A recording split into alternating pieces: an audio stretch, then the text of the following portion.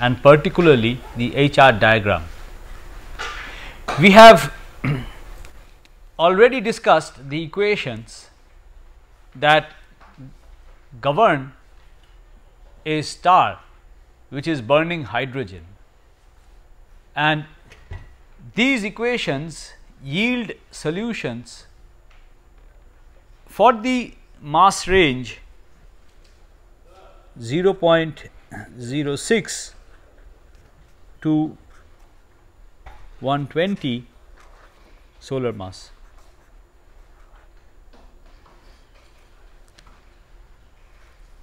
So, what happens for masses which are smaller or larger than this?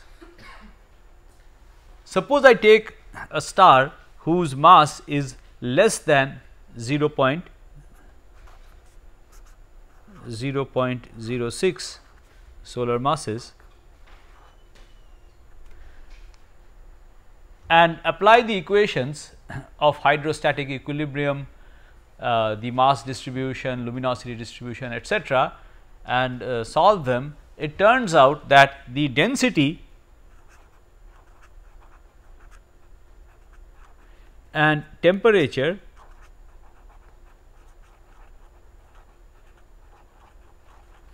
at the core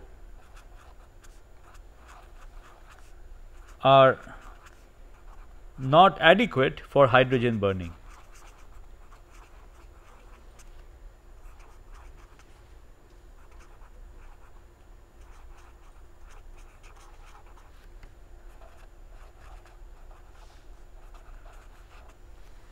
So, if you have a mass smaller than this, the nuclear fusion process does not start off. That is the basic thing. So, you do not have a star. If you have a mass which is greater than 120 times the solar mass, then what happens is that the luminosity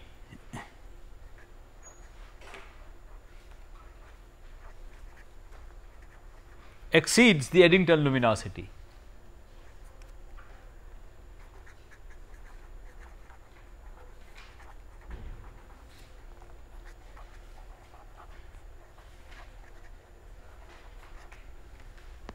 And let me remind you, we have discussed the Eddington luminosity in a problem earlier, and if the luminosity exceeds the Eddington luminosity, the radiation pressure is adequate to blow out the outer layer of the star.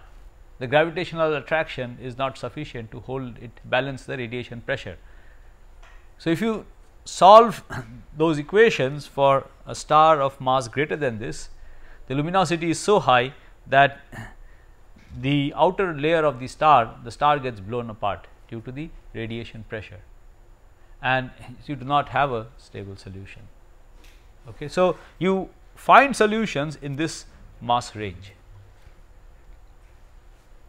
Now, corresponding to this mass range, the radius of the star varies between 0.1 to 150 to 15 times the solar radius.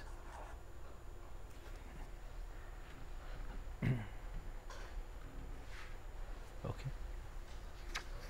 So, the point to note here is that the mass range, the ratio of the largest mass for which you can have a hydrogen burning star to the smallest mass is a factor of 2000.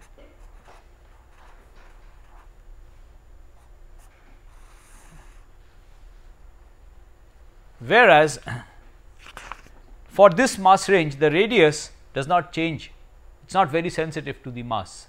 The radius changes only by a factor of 150. Okay. Does not increase proportionately, it is a very somewhat weak dependence. But if you look at the luminosity, so you solve that equation and determine the luminosity of the star, solve the set of equations, and 4 equations which we had discussed and look at the luminosity of the star. The luminosities range between 0.011 to 8 into 10 to the power 5 solar luminosity. So, the luminosity is extremely sensitive to the mass.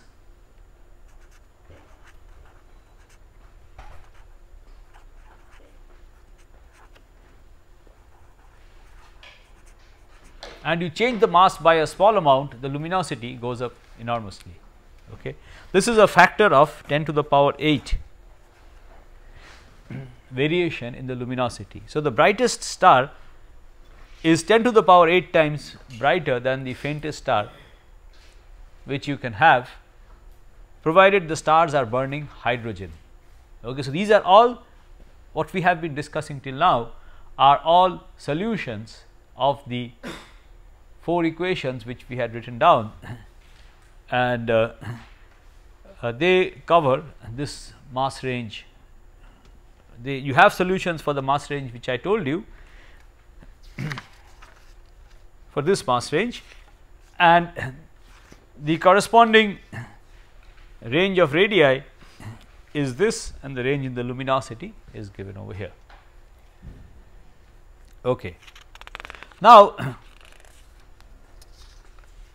the temperatures.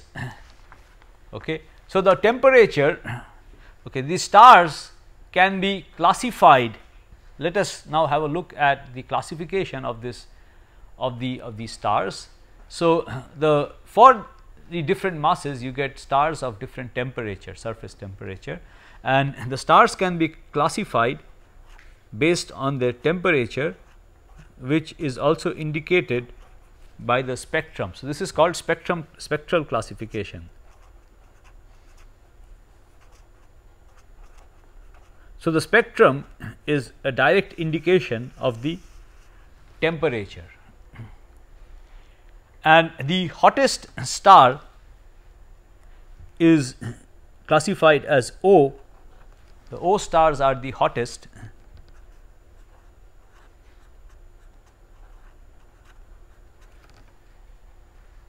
and the M star are the coolest. And observationally, this manifests itself in the spectrum of the stars. So, in the O stars you get helium absorption spectra, you get helium absorption lines,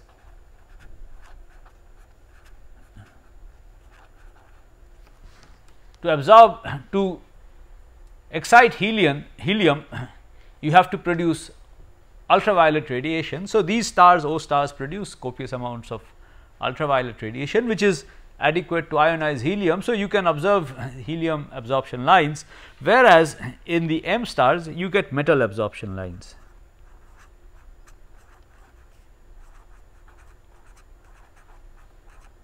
These are the two extremities. The whole spectral classification is as follows. So, the hydrogen burning stars. Okay, before I proceed any further, a point which I should have mentioned earlier: stars which burn hydrogen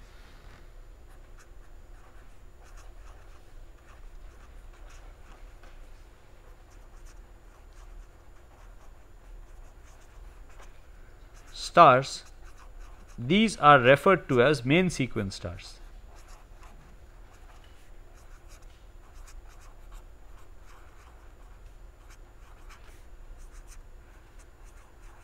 And why it is called the main sequence I shall explain to you shortly.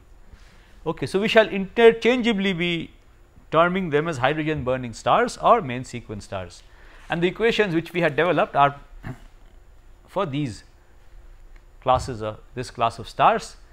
Now, in general, stars can be classified into based on their spectrum, and the spectral classification scheme is as follows: O stars are the brightest, hottest stars, M stars are the coolest stars, and you have different spectral classes in between.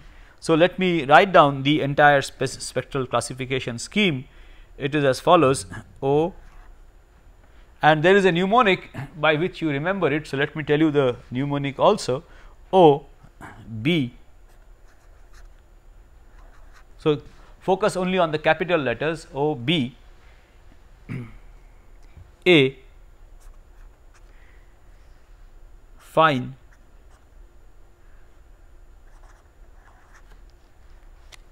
girl or guy, whichever you prefer,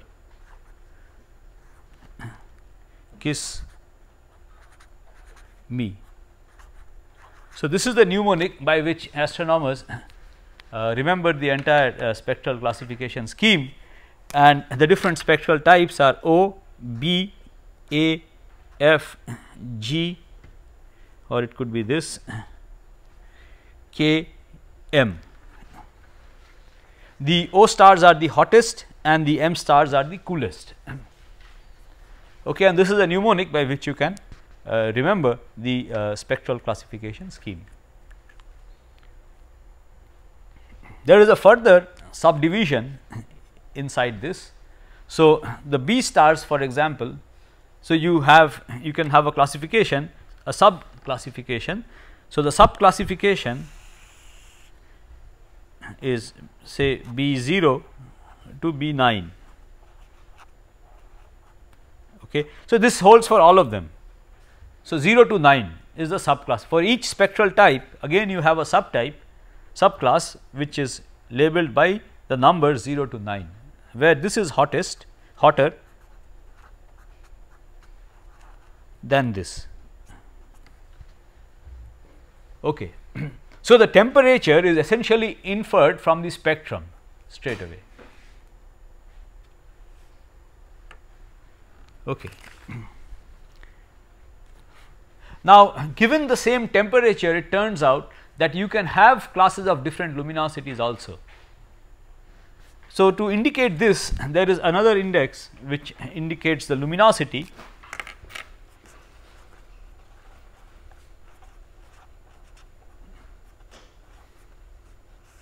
And this runs from 1 to 5, and 1 are the giants. So, the 1 are the most luminous stars, 5 are the least luminous, are the lesser luminous stars. So, 5 refers to the main sequence.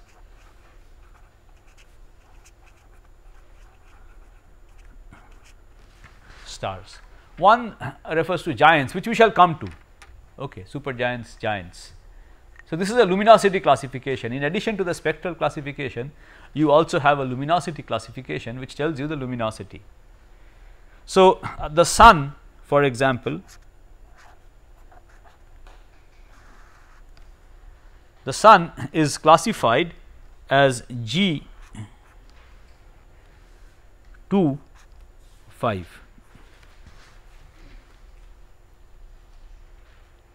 Okay, that is the classification of the sun.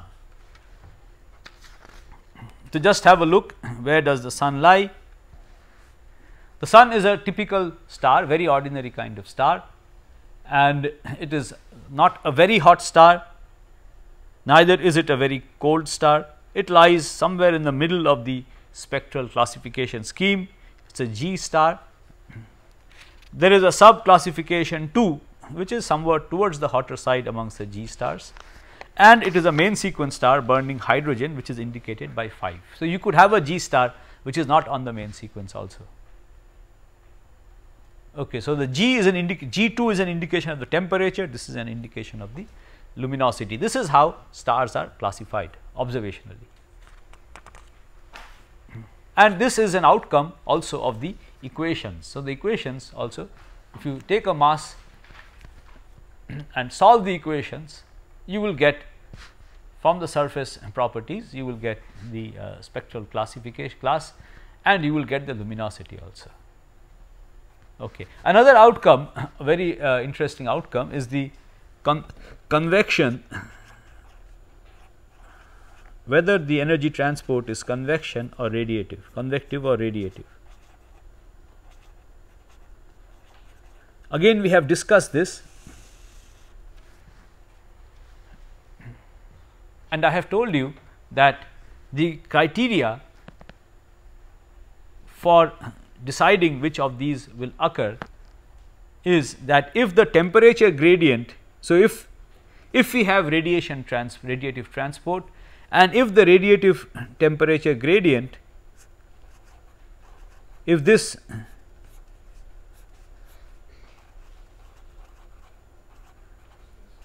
exceeds the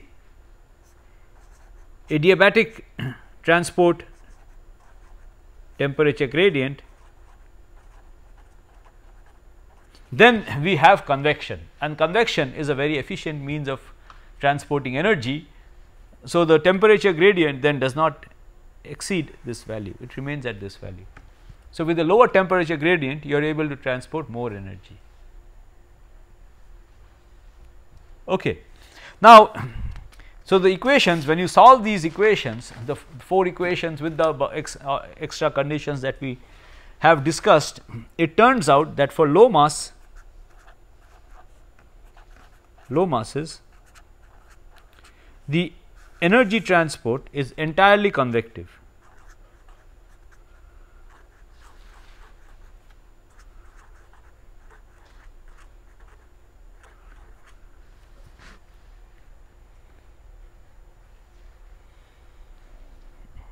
And then as you keep on increasing the mass, once you cross 0.4 times the solar mass, so once you cross this, you develop a radiative core.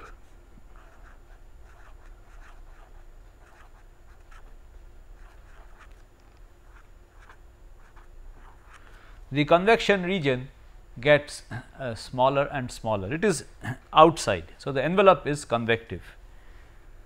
So, the core is radiative, the energy is transported radiatively in the core, and the envelope, it looks like this. So, you have radiative transport here, and then you have convection in the outer parts. Okay, I have just drawn a little part of it. Then as you keep on increasing the mass, if you look at stars of more and more mass, the radiative core keeps on increasing. For the sun, we have seen that 70% from the inside the energy is transported radiatively, and 30%, the outer 30%, the energy transport is convective. Okay. When you reach 1.5 solar masses, the energy transport is entirely radiative.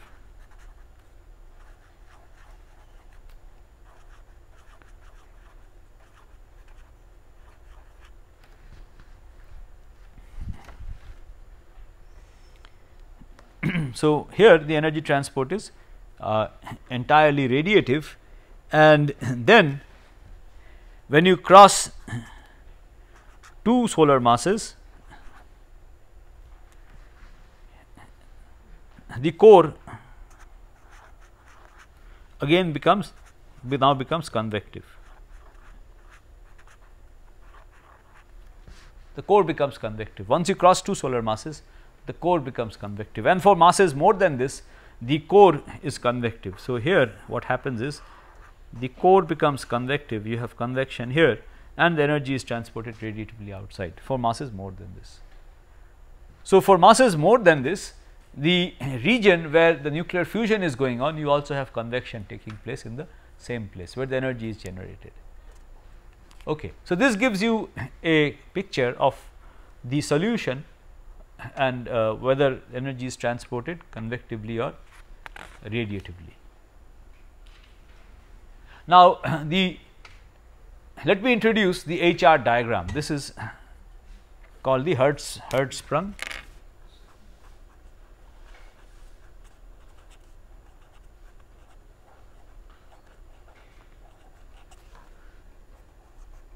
Russell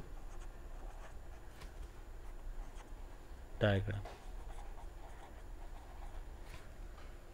referred to as the HR diagram. And the HR diagram is one of the most useful methods for looking at stars. for understanding stars and looking at stars. This in this HR diagram, what is plotted in principle is as follows. So, in principle what is plotted is as follows. You plot log of the luminosity increasing this way versus the log minus log temperature. So, the temperature decreases in this direction, it increases this way. So, the luminosity, let me just put it here, it increases this way, the L increases in this direction, T decreases in this direction, because it is minus log T which is plotted. So, the more luminous an object, the higher up in this graph, in this diagram, it will appear, and the cooler an object is, the more to the right it will shift. Okay. So, let me again make this point clear, this side is cooler and this side is more luminous. That is how to interpret this diagram.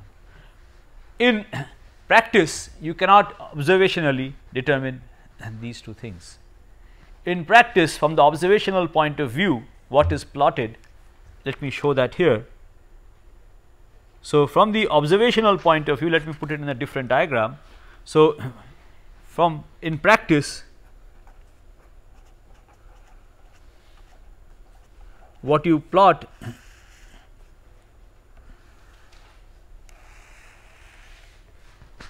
is, you plot the absolute magnitude in some band, let us say in the V band.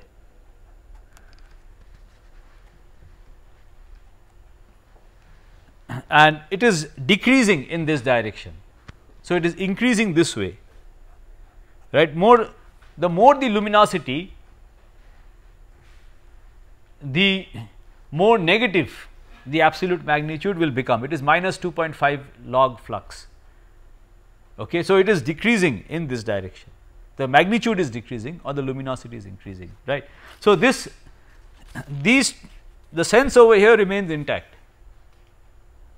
Okay. So, the luminosity is observationally quantified through the absolute magnitude, the logarithm of the luminosity, and the temperature, I have told you, is observationally quantified through the color. So, you could use the B minus V color, for example, okay, or you could use the U minus B color, and these are the two things that are plotted along the two different axes. Say, let us say B minus V. So, this is a color magnitude diagram. It is a magnitude color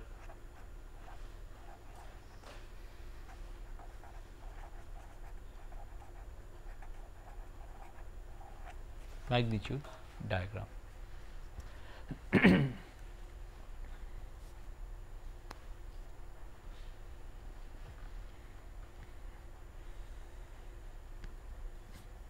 So, bear in mind the color, let us look at the color.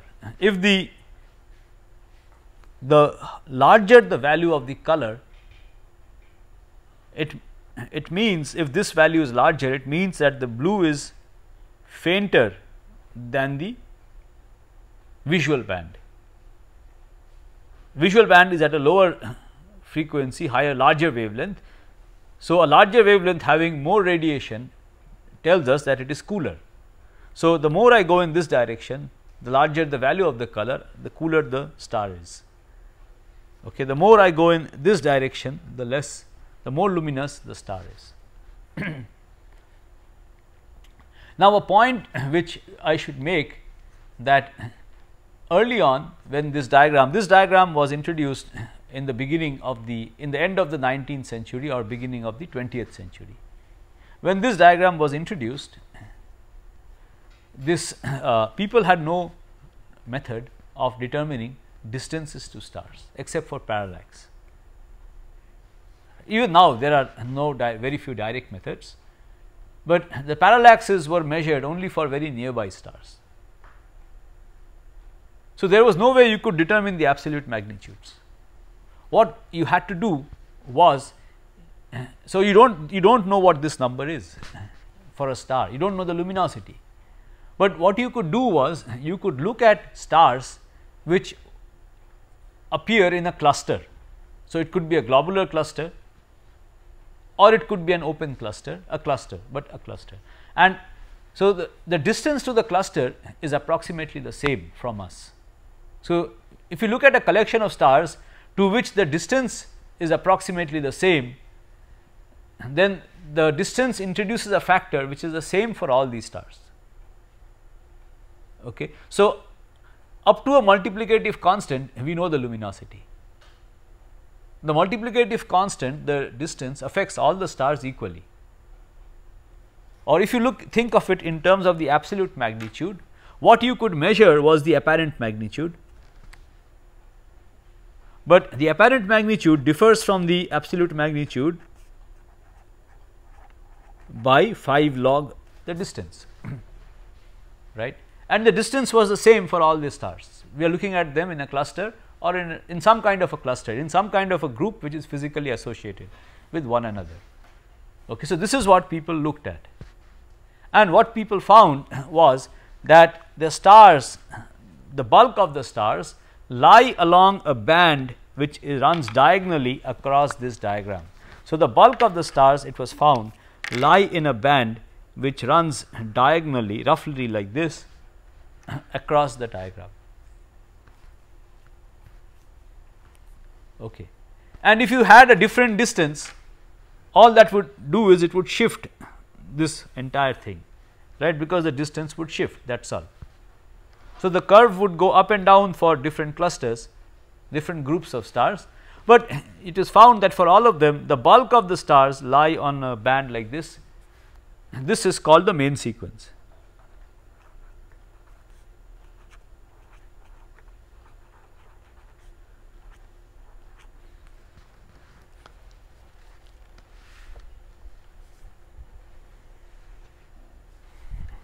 Okay.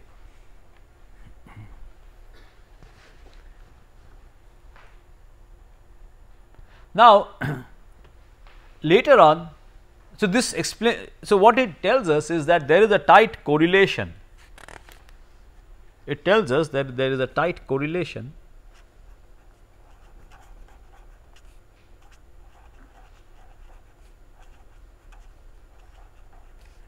between the temperature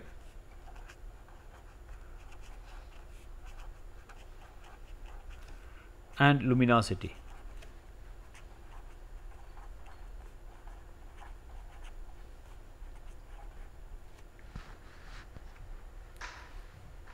Of a star.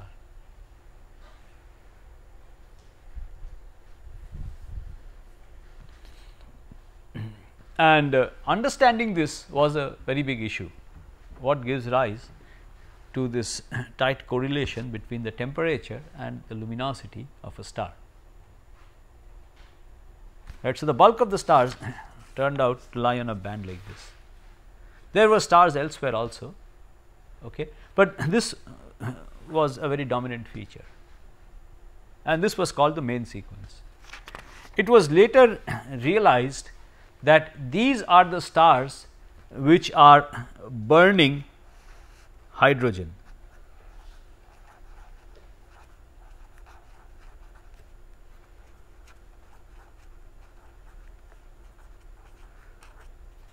These are the hydrogen burning stars which lie on the main sequence. So, all the hydrogen burning stars in the HR diagram, they lie on a band like this called the main sequence.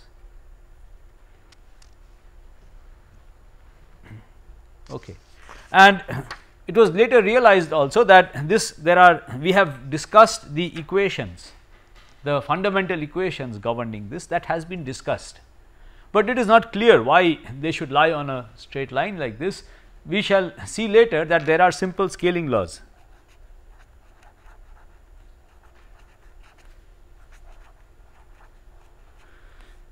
which give us some idea why the hydrogen burning stars should lie on a region like that. Okay, this is something that we shall discuss later.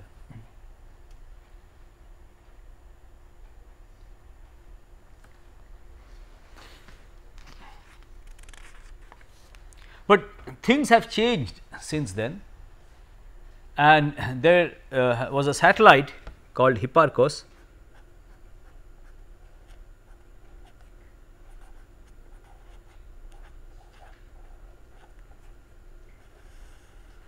This satellite was launched with the explicit aim of measuring parallaxes. Okay.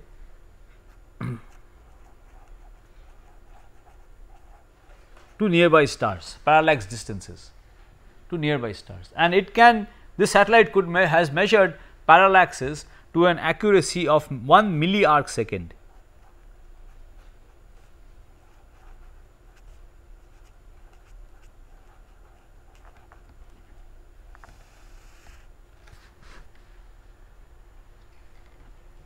Okay, and it has measured parallax distances to around 100,000 stars in the solar neighborhood. So, let me show you an HR diagram made with the Hipparchus data. It has around 17,000 stars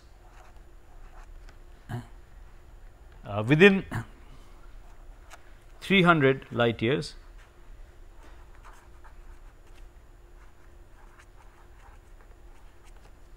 And focus on this particular diagram. Let me just draw your attention to this diagram, this particular HR diagram. So, this is the HR diagram which has actually been measured by of the stars. So, this shows you all the stars that have been, whose parallax distances have been measured using Hipparchus. It has got 17,000 stars, okay, not all of the stars, 17,000 stars within 300 light years. The luminosities are what have been measured. So, this is the absolute magnitude, what has been measured using the Hipparchus data. The Hipparchus satellite measured the distances, okay, which goes into determining the absolute magnitude. The apparent, this is the difference of the apparent magnitudes in the B band and the V band, and this has been measured from ground based observations. Okay, Hipparchus basically gives the distances. So, notice that the bulk of the stars lie on a band that runs from left to right across the HR diagram, and this is the main sequence. This. So, all these are all stars which burn hydrogen.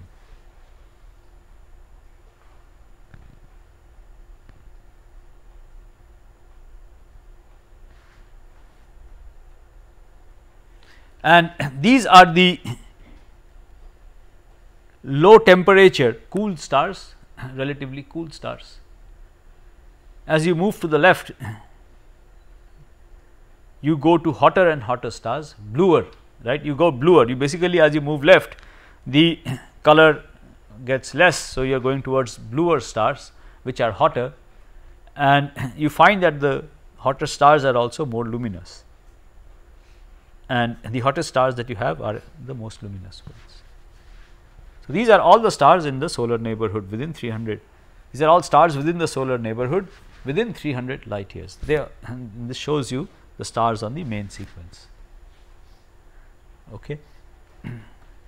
Now, these are not the only stars that you have, there are other stars also. Okay.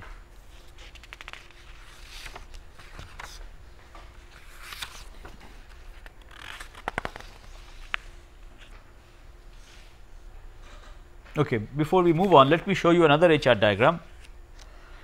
This shows you another HR diagram.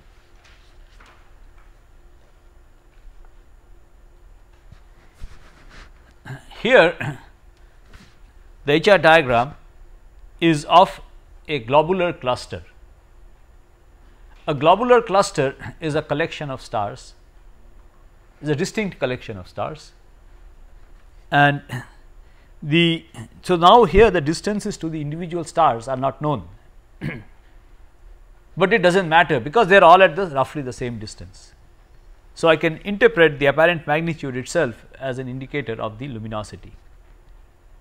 The distance has the same effect on all these stars. Now, here again notice that you have the main sequence over here.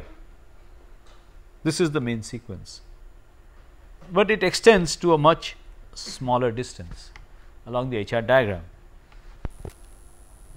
And notice that there are deviations by, if we just compare these two. So, right over here the main sequence kind of stops and you find stars which are off the main sequence.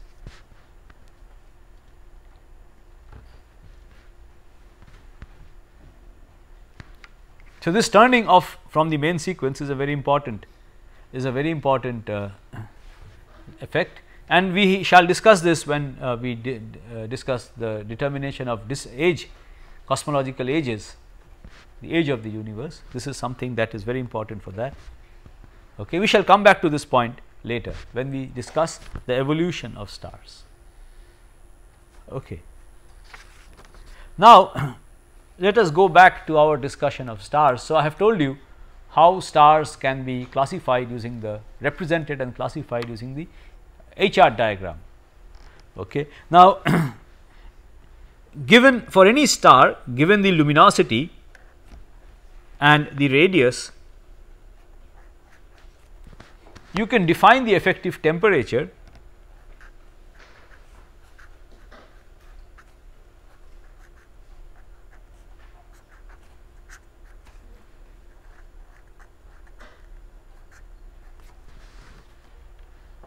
right. So, for given a star, if you know its luminosity and if you know its radius, you can define what is called the effective temperature, and we have already discussed this for the sun. For the sun, the effective temperature comes out to be 5800 Kelvin. Okay. Now, if you compare this with the actual temperature of the sun at the photosphere. So, for the sun, this is the effective temperature. We have done this exercise. Now, for the sun, if you solve the model, the stellar model which we have discussed, and if you determine the actual temperature at the photosphere, this comes out to be 6500 Kelvin. Photosphere, remember, is the region where the optical depth becomes 1. That is where the radiation originates from. That is the part of the sun that you actually see. The temperature there is higher than the effective temperature. This happens because some of the radiation, it passes through cooler material, it gets absorbed in the process. Okay, so, typically the effective temperature is lower than the temperature at the surface that you are looking at for stars. Okay, but it gives you some idea of the temperature of the surface. So, one could define this effective temperature for other stars also.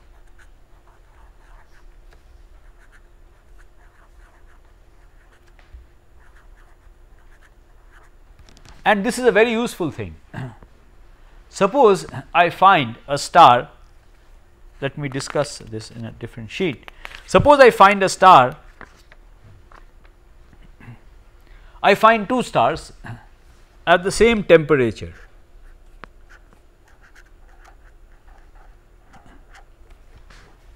But two stars at the same temperature. One of them, L1, has a luminosity which is much less than the luminosity of the second star.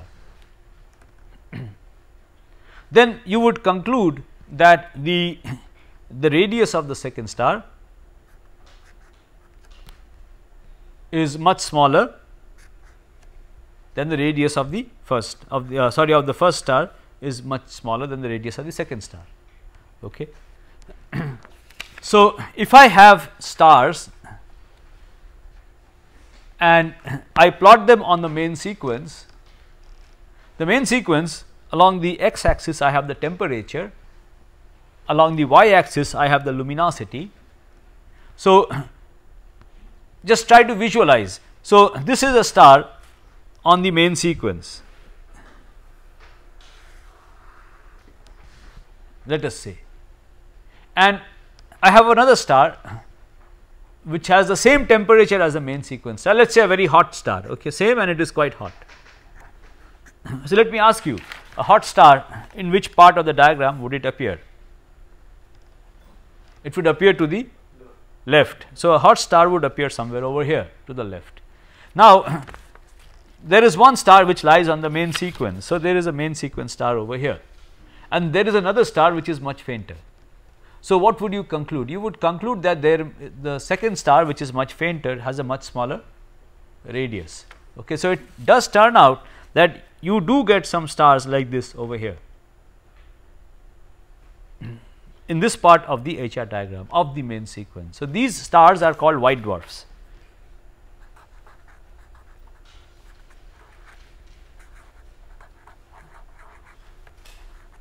So, now you start to appreciate the utility of this HR diagram. You take any star and put it on the HR diagram. If you know its distance, or if you know it is in a group, then you compare it with the other stars. You do it just by placing it on the HR diagram. Okay. And if it lies somewhere much below the main sequence, but it is hot, then it is a white dwarf. It is an extremely hot star, but of extremely compact size. Such stars are not hydrogen burning stars, they are what are called white dwarfs. They are different kinds of stars, not like the ones that we have been discussing. They do not burn hydrogen at the center to start with, right. All the stars that burn hydrogen are over here. Similarly, let us look at the stars over here. These stars, are they hot or are they cold? They are quite cold, but they have extremely high luminosities. These stars, so you have a kind of star which is cold, right. So, these are cool. So, you have stars which are at relatively low temperature,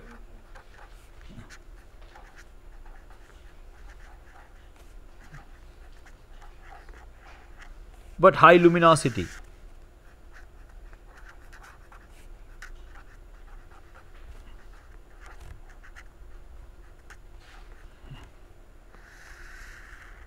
These stars are what are called giants and supergiants.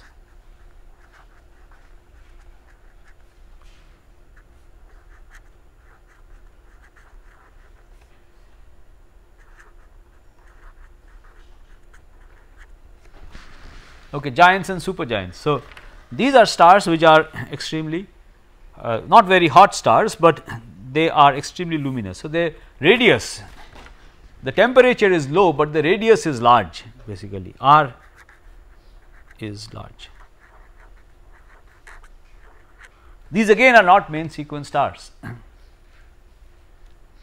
Okay. So, these giant stars, they have a large radius, and as a consequence of that, their surface acceleration or surface gravity, which is g into the mass of the star divided by r square, this is relatively low. So, these are not extremely massive stars, they are stars of typical mass, which have typical like the sun or maybe somewhere around there, which have the radius has increased.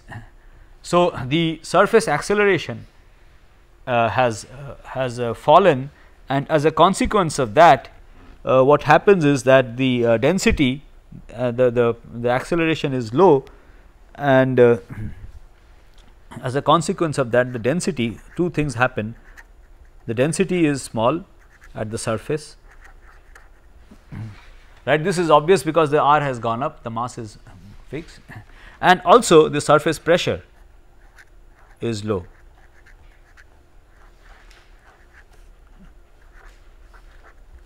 So, at the surface the density and pressure are both small, and this manifests itself in two ways in the spectrum of the star. So, the first manifestation of the density is that the density, remember, is there in the Saha ionization equation of any species, right. So, it affects the ionization of the species, that is one effect. So, the density comes into the Saha ionization equation and it affects the ionization state. So, this affects the ionization state. If you go back to your Saha ionization equation, you will see that it depends, the ionization state depends on the density, and a change in the density affects the ionization states. The pressure difference, the smaller pressure manifests itself in the line width of the lines. So, if you look at the spectral lines from the surface, the line widths reflect the pressure, and the more the pressure, you have the broader lines due to pressure broadening. So, for these giants you will have narrower lines. Okay, so, the line widths get narrower because pressure is low, and from the looking at the spectrum,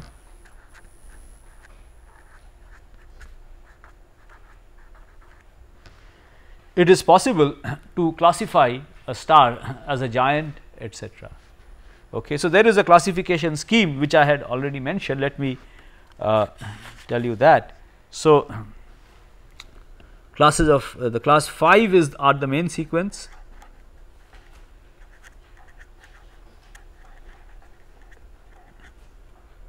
Class 4, these are the subgiants.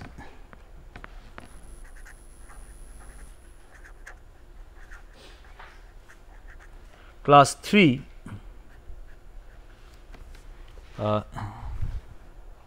these are the giants. Class 2, these are the bright giants.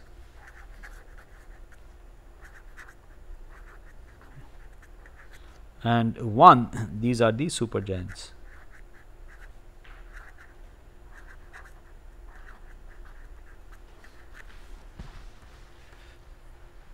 So, the main sequence are the ones which burn hydrogen.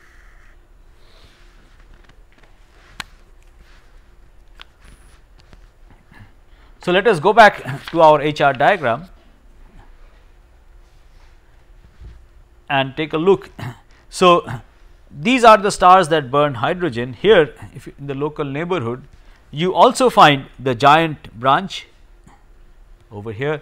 There is another branch over here called the horizontal branch, which is kind of overlapping with the giant branch here, okay, which is more clearly visible over here. So, if you look at the globular cluster, this is a particular globular cluster M3.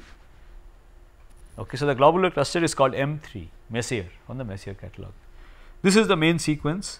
Here you have the giant branch, these are all giant stars of the main sequence, and here you have these stars which lie on what is called the horizontal branch. They are the horizontal branch stars. Now, if you take a look at this, you will see that there is a very interesting thing, that the brighter part of the main sequence is missing.